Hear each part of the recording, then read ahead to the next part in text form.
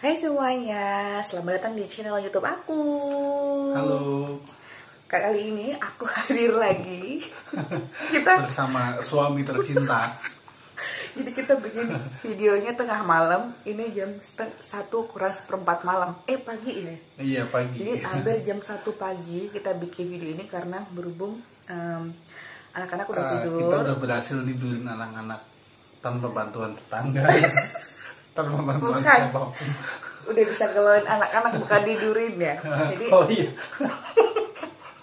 Jadi Iya. kita tuh pengen bikin video ini udah lama, cuman belum ada waktunya. Terus berhubung kemarin sempet ribet, ada dan lain hal, akhirnya nggak bikin video juga. Terus karena views aku juga banyak, akhirnya kita semangat lagi bikin video nih. Karena ini juga lagi masa-masa lockdown. ya, jadi sedikit melenceng dari video ini karena sekarang kita lagi masa lockdown juga, kita nggak boleh kemana-mana. Jadi alangkah lebih produktifnya kalau kita membuat satu hal yang bermanfaat gitu Iya, ya, daripada ngomongin orang. daripada gibah. Daripada gibah. Jadi kebetulan Itu yang terjadi soalnya di di dalam dunia kehidupan perhelatan. bermasyarakat. Jadi kita pengen ngobrolin udah lama nih. Jadi ceritanya aku tuh sempet ada di tengah-tengah obrolan para ibu-ibu gitu ya. Udah lama banget sih, udah lama dari zaman kapan tuh udah kejadian ini gitu. Cuman kita mau baru obrolin sekarang ya. Dan itu sering terjadi. Sering terjadi. Enggak dulu. Sekarang pun pasti masih terjadi. Jadi ceritanya tuh banyak orang-orang, nggak cuman ibu-ibu doang, nggak cuman bapak-bapak doang, semuanya kadang tuh kalau berbicara itu suka Asal ceplos jatuhnya tuh nyinyirin ke anak gitu. Aku pernah ya beli aku pernah beli pecel nih, beli pecel. Terus samping aku tuh ada anak masih kecil, dia ternyata masih usia 3 tahun. 3 tahun. Terus tapi dia punya badan yang cenderung gemuk, kayak anak umur 6 tahun gitu. Jadi 2 kali lipat ukuran badan dia gitu. Terus ada orang yang datang, terus dia bilang gini ke anak itu dan ibunya, Bu, anaknya gemuk banget ya. Maksudnya udah tahu tuh anak gemuk, pakai ngomongin gemuk. Padahal itu yang ngomong guru PAUD. Padahal yang ngomong seorang guru PAUD ya. Harusnya, maksudnya aku pikir ya namanya juga masa pertumbuhan, nggak pak. Iya. Maksudnya mau ngapain lu ngomong gitu? Maksudnya mau ngapain ngomong-ngomong, ya udahlah diliatin aja ya udah. Mau dia kurus atau gimana, Harusnya kecuali dia bilang gini, ini anaknya lucu banget ya Bu. itu basa-basi doang kayaknya. Maksudnya nggak usah kita komentarin kalau misalkan beda cerita kalau ibunya tuh lagi cerita anak saya kok terlalu gemuk ya atau terlalu kurus ya, baru kita kasih kayak pendapat. Tapi kalau fan-fan aja tiba-tiba kita nyautu gitu, kayak anaknya kasihan gitu. Mesti ibunya juga mikirnya, ngapain sih ngomong-ngomong gitu, udah tau anak aku gemuk gitu kan. Dan aku juga seorang perempuan, seorang ibu yang badannya juga gemuk. Kalau ada orang bilang gemuk ya menurut lo kan punya mata kan. Iya, lagian orang itu menganggap si anak kecil itu ketika ada orang ngomong kayak gitu, dia anggap anak kecil itu nggak tahu apa. Padahal sebenarnya anak kecil itu bukan nggak tahu apa-apa, tapi dia belum bisa menyampaikan apa-apa. Tapi dia ngerti. Dia ngerekam di sini dulu. Oh, aku gemuk ya. Aku misalkan ada orang, kamu kok jelek ya, maksudnya pakai ini jelek. Nah akhirnya ngerekamnya di sini, jatuhnya nanti kita takutnya tuh ke anak gitu. Banyak banget kejadian-kejadian yang aku alamin, atau mungkin kalian juga alamin, para ibu-ibu di luar sana yang cenderung istilahnya risih dan resah ya. Jadi aku pikir kayaknya aku perlu bahas ini deh bareng sama suamiku. Jadi ada kayak 2 pendapat akhirnya, dari seorang bapak dan seorang ibu gitu. Karena menurut aku sebagai seorang ibu tuh nggak pantas kita ngomong kayak gitu. Kita ngomentari anak yang dia itu nggak tahu apa-apa, terus kita komentarin dia seenak udul kita gitu. Terus orang tuanya bisa jadi orang tuanya itu tersinggung ya. Tersinggung. Nah aku tuh sering tuh ngomel-ngomel tuh kalau ada orang yang bilang, masa ya, karena aku juga punya anak kan masih kecil-kecil, jadi kan banyak juga yang suka nyindir tuh banyak. Misalkan kayak ada orang lihat anak kecil hitam, itu hitam banget tuh. Udah lihat hitam, ngapain ngomongin hitam, kan masih bisa ngapain luluran gitu. kalau udah gede. nggak ada kata-kata lain. Nggak ada obrolan lain Nggak gitu, ada maksudnya obrolan lain. ngobrolin Jadi apa nggak gitu, perlu. jangan ngobrolin fisik gitu. Kalau main fisik tuh jadinya nanti anaknya jadi minder. Terus kayak di satu obrolan gitu tiba-tiba itu kok cebol banget ya. Mohon maaf ya, ini kata-katanya ini kita harus Aduh, total karena memang ini ngapain? banyak tuh orang-orang yang suka ngomong tuh asal ceplos-ceplos. Iya, jadi- Maka kita pengen ngasih tahu orang-orang yang suka ngomong ceplos-ceplos itu agar direm tuh mulutnya tuh. Mulai tuh direm dulu karena kita tahu ngomongin siapa. Iya, ngomongin siapa ya. Kalau aku lagi ngobrol sama sahabat aku, kita boleh tuh kayak ngomong yang ceplos-ceplos karena dia udah tahu aku. Tapi kalau kita ngomong sama anak kecil, Iya.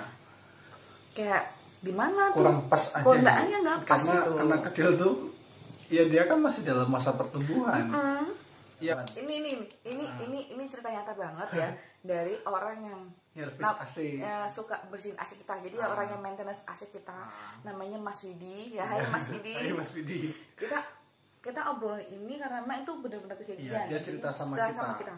Ini aku yang ceritain aja biar jelas. Kalau dia cerita ya jelas.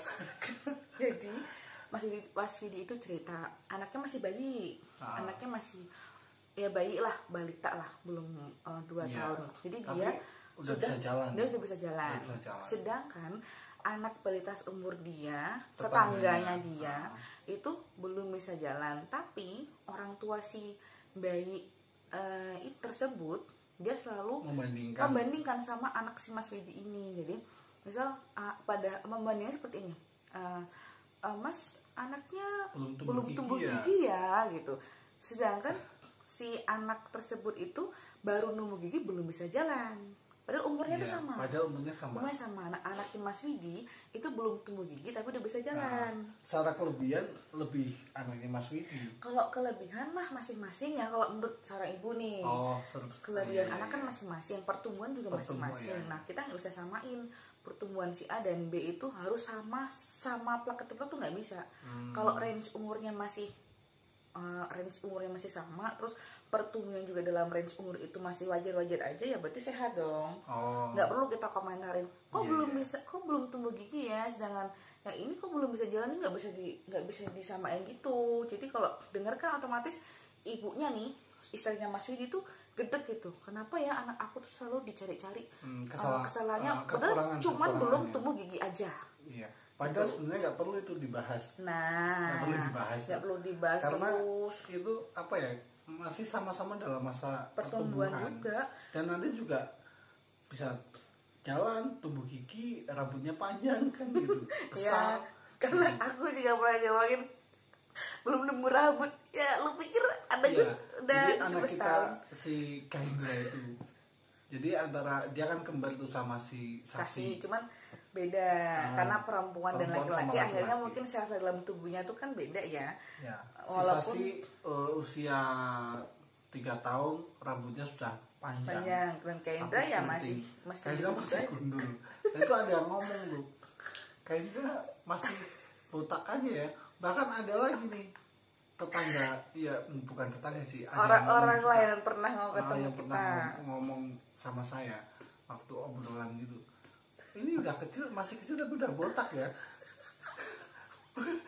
Bukannya udah botak, dia udah masih botak kecil, jadi memang rambutnya belum tumbuh gitu. Jadi nah aja gitu. kalau orang tuanya kita malah ketawa-ketawa, jadi kita nggak pernah berpikir sampai pusing. Tapi ini ya ceritanya kita yang mau ngomong ini orang-orang mungkin yang buat kalian yang mungkin apa ya, kadang mikirin tuh omongan orang banyak yang mikir. Contoh semua si Mas Widi ini tuh kasihan banget ya, dia sampai kepikiran gitu, sampai sedih. Nah ya.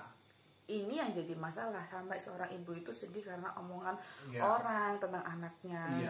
Istilahnya itu kan bisa kategori bully juga, tapi betul. Mungkin nggak parah-parah amat, nggak ya itu masuknya kalau menurutku ya parah, cari-cari ya. Karena itu bisa masuk ke pembulian terhadap anak tapi lewat orang tua. Nah akhirnya yang kena orang tuanya, dia mau marah sama anaknya mungkin, ingat kata-kata tetangganya yang tadi belum dia akhirnya kesal gitu. Marah juga kadang sama anaknya, kok kamu nggak bisa jalan-jalan sih. Mungkin bisa juga terjadi ketika mereka sedang ada di rumah masing-masing gitu ya. Nah waktu itu Mas Widinya sempat cerita sama kita ya, terus kita Ya. bilang ya udahlah, ya udah orang kayak gitu nggak usah diurusin, emang paling tepat nggak Tapi usah diurusin. gini, karena memang si tetangga itu tuh nggak cuma apa ya, nggak cuma Ngomongin tentang ngomong itu, anaknya. tapi memang dia kayak memang nggak suka, Nggak tuh suka sama keluarganya Mas sama Widi ya. keluarganya itu. Entah padahal keluarga Mas Widi sih kita sih tahu banget kalau Mas Widi itu orangnya lempeng-lempeng aja.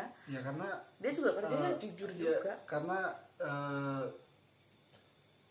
kita sudah pernah kenal dulu, zaman dulu Kan banget. dulu banget. Jadi apa ya? Maksudnya kita tuh jangan suka iri sama orang deh kalau kita nggak tahu Apalagi iri sama sebabnya. rezeki orang itu nggak perlu kan. Nah makanya jangan dicari-cari juga karena kita iri, nih kita cari ini akal gimana cara Iya. biar dia itu terlihat di bawah kita. Iya, Itu betul. nggak boleh kayak gitu tuh, nggak boleh. Jadi kita mau ngobrol ini tuh karena banyak yang sudah mengalami ini dan efeknya tuh sangat amat buruk kepada psikis orang tua Ya, dan banyak psikis juga anak. dari teman-teman kita yang cerita tentang itu ya, kayak itu yang siapa yang punya anak kembar juga itu, Mbak Sri itu yang anaknya belum bisa Oh, jalan, iya. itu diomongin terus sama tetangga. Jadi aku tuh sering dapat curhatan-curhatan dari para ibu-ibu yang curhat ke aku tentang omongan-omongan, khususnya tuh seringnya omongan tetangga memang. Tapi nggak cuma tetangga sih, kayak temen atau apa Iya. tuh pasti ngomong tentang kayak hal-hal yang nggak perlu diomongin gitu. Jadi akhirnya curhatan yang datang ke aku tuh kayak mereka tuh lebih sedih, lebih kayak ngerasa kok ngapain sih ngurusin orang gitu. Tapi kan tetap dipikirin gitu. Tapi kalau aku pribadi mah orangnya sih dablek gitu ya. Ya Iya, udahlah, nggak usah anak-anak dipikirin. gue gitu kan.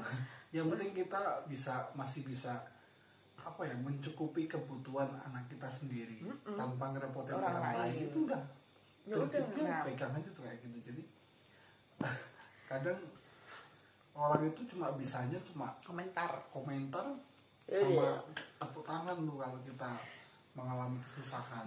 Udah itu. Jadi intinya kita nggak perlu tuh ya apa ya, curhat yang terlalu berlebihan tentang Oh iya, benar. masalah pribadi kita. Kita juga tentang pilih-pilih tuh urusan kalau mau ngobrolin keluarga masalah kita. pribadi keluarga Nggak anak perlu atau apapun sama itu. orang lain. Kalau mau cerita sama Gus Jawa langsung, sama Sama Allah. Tuhan, sama Allah, jadi Ada solusinya pasti. Jadi kita Kalau mau ngasih sama orang tuh jatuhnya tuh cuma ditepekin tangan doang ngeri. Karena apa ya,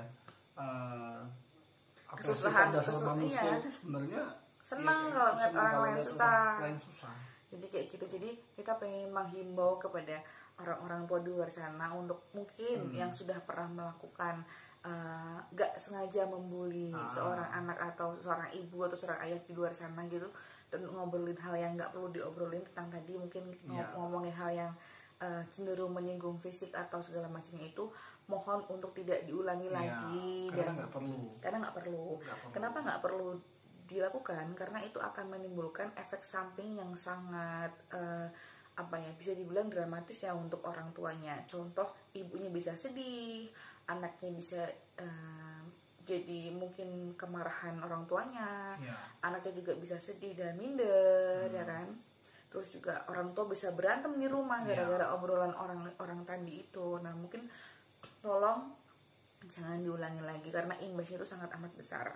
Nah bagi orang-orang yang sudah mengalami atau mungkin secara nggak sengaja menerima kata-kata tersebut atau istilahnya bully itu, kalau dari kita pribadi yang kita sudah lakukan gitu ya, karena kita share apa yang udah kita alami, udah pernah kita terapkan gitu. Jadi ini buat para orang tua yang mungkin nggak sengaja menerima kata-kata tersebut, yang kata-kata yang mungkin istilahnya bisa dibilang bully juga gitu ya.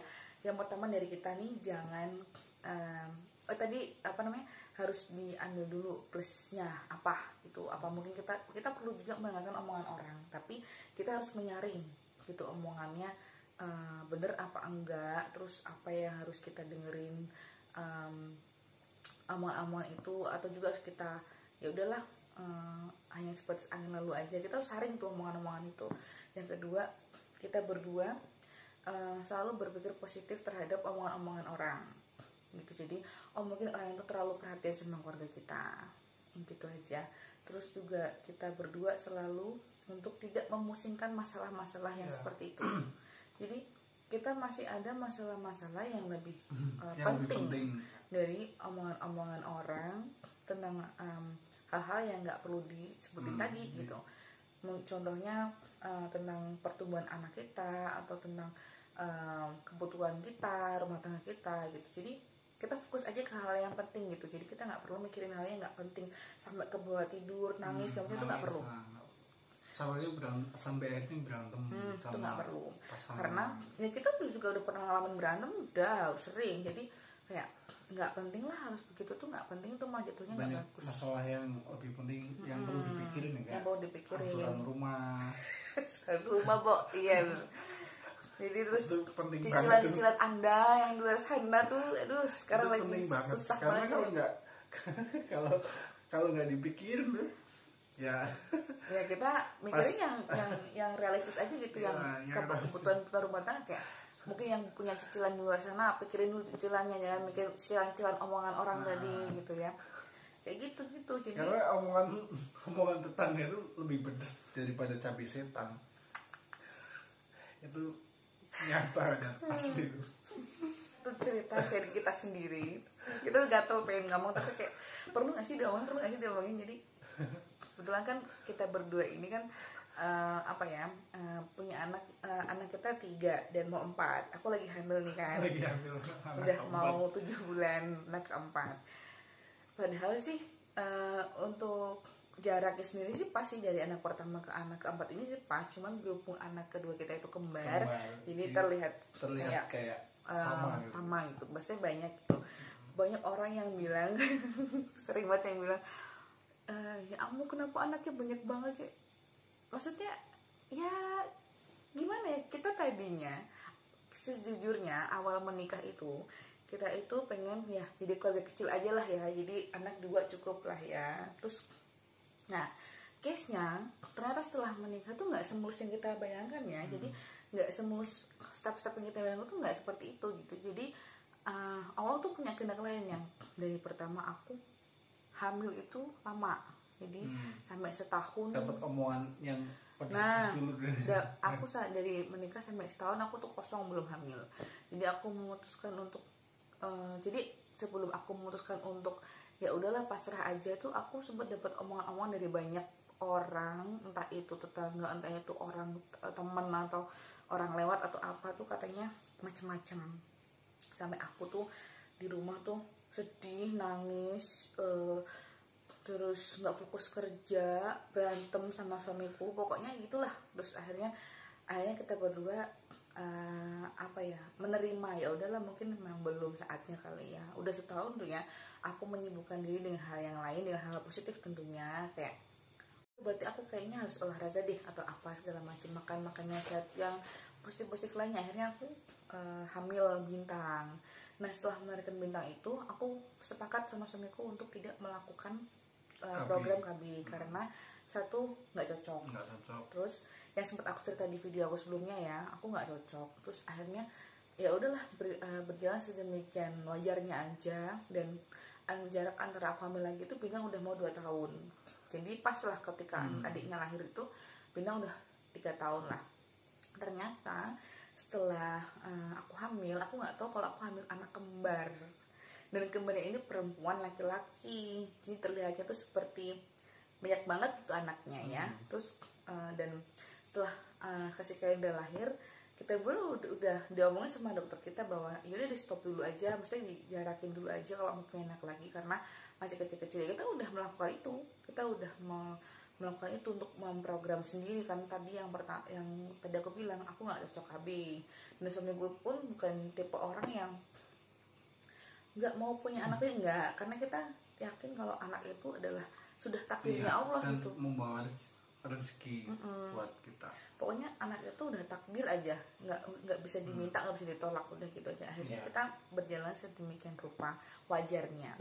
Tiba-tiba di bulan November tahun kemarin, tahun 2019, aku tuh merasakan hal-hal yang tidak sewajarnya.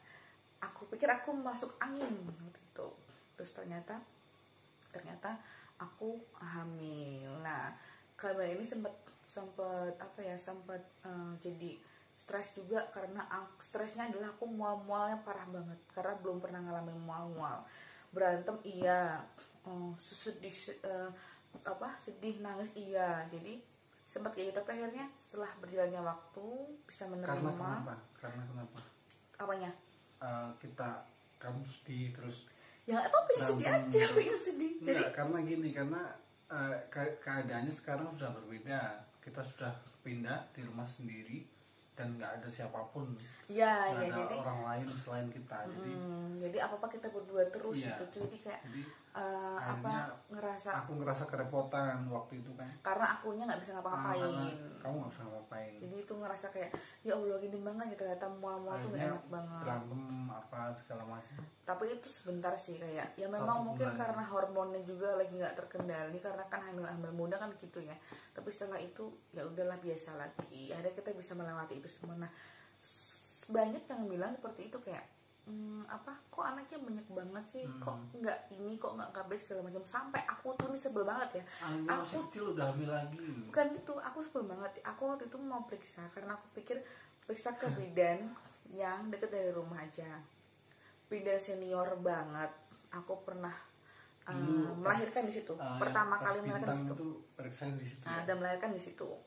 Yang kedua aku melahirkannya di rumah sakit sih, karena kan kembar ya. Tapi alhamdulillah sih prosesnya normal semua, jadi aku bisa cepet recovery-nya karena nggak sesar. Nah, aku pikir aku akan periksa di bidan ini aja deh, yang deket dari rumah gitu, karena kebetulan rumah kita kan deket sama tempatnya. Itu mau tahun baru gitu ya, kita mau tahun.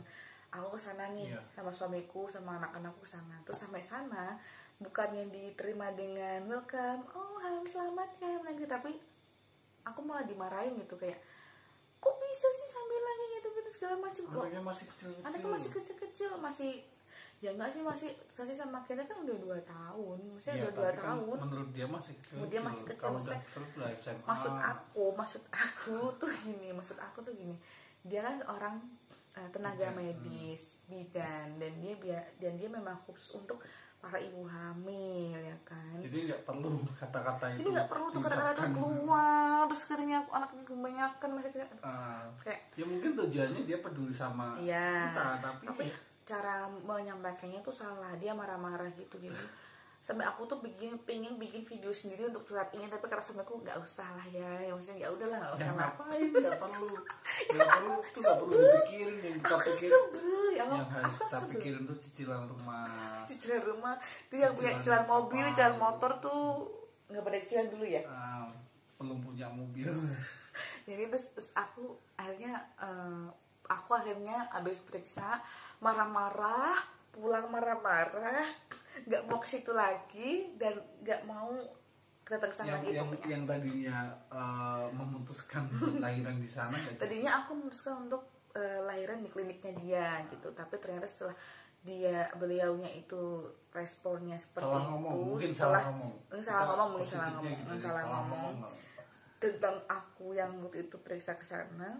Sebenarnya sih kehamilannya nggak ada keluhan apa-apa kecuali mual-mual sampai tadi gitu ya. Terus tapi cara penyampaian dia tuh bikin aku kayak jadi drop gitu. Jadi kenapa aku hamil kok kamu yang sewot dan aku disalahin gitu. Padahal kan aku juga hamil juga ada suaminya. Dan terus juga emang kalau kita anaknya banyak juga kenapa? Yang ngurus kita, yang keluar duit buat muan kita juga. Ngapain lu yang sewot? Kalau orang dulu kan malah anaknya banyak.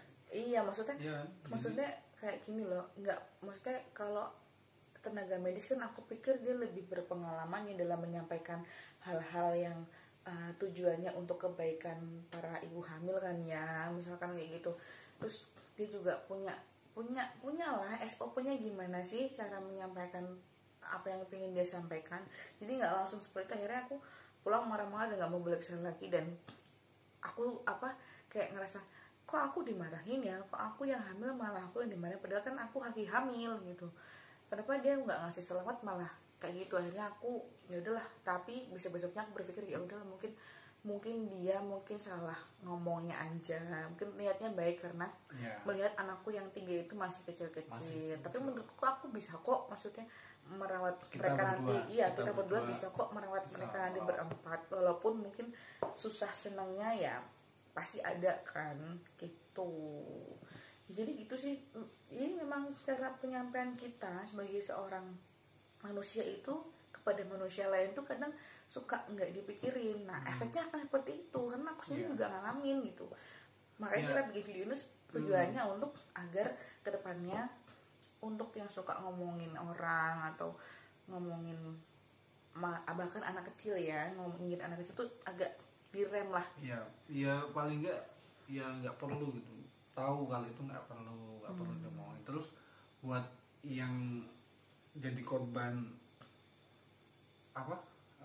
itu yang diomongin tuh nggak usah berkecil hati atau nggak usah dipikirin, santai aja, bikin santai aja karena ya dalam kehidupan bermasyarakat pasti ada kita menemukan yang seperti itu pasti banyak banget. Seperti itu. Misalkan di satu tempat kita menghindari orang yang seperti itu, di tempat lain kita akan ketemu orang seperti itu. Di tempat lain pasti kita akan ketemu orang yang seperti itu. Begitulah pemirsa. Jadi mudah-mudahan video ini bermanfaat untuk kalian semua. Biar nggak terbosan, biar nggak terlalu panjang ya kan. Nanti juga akan aku edit yang penting-penting aja. Pokoknya terima kasih yang sudah nonton. Mudah-mudahan nggak ada lagi cerita-cerita para orang-orang yang membuli anak-anak kecil atau nggak sengaja membuli lah anak-anak tersebut atau mungkin para ibu atau para ayah gitu ya. Mudah-mudahan sih kita pengennya kayak gitu ya, nggak dapat cerita yang sedih-sedih, yang omongan-omongan seperti itu lagi. Dan yang suka ngomongin, stop lah, nggak usah ngomongin orang, nggak usah ngomongin kekurangan orang, bahkan kekurangan anak kecil yang kita belum ngerti juga besarnya dia mau jadi apa ya. Mungkin buat kalian juga yang pernah ngalamin bisa komen, terus yang pengen kita ngebahas apa bisa gitu, komen di kolom komentar di bawah. Iya, jadi mungkin yang buat yang baru pertama kali nonton, kita ngebahas apa sih di channel ini. Jadi channel aku tuh ngebahas tentang parenting dan istilahnya tentang seluk-beluk pola asuh dalam keluarga gitu sih, yang terutama kita alami. Pasangan muda jadi yang sama kayak kita yang ngurus anak sendiri tanpa asisten rumah tangga tuh gimana. Jadi kita pengen share tentang apa yang sudah kita lakukan dan kita terapkan gitu, dan mudah-mudahan juga bermanfaat. Dan pola asuh para orang tua itu nggak bisa disamain ya. Next, kita ketemu lagi di video selanjutnya. Terima kasih sekali lagi. Jangan lupa komen. Instagram aku juga jangan lupa di follow. Thank you ya. Dadah.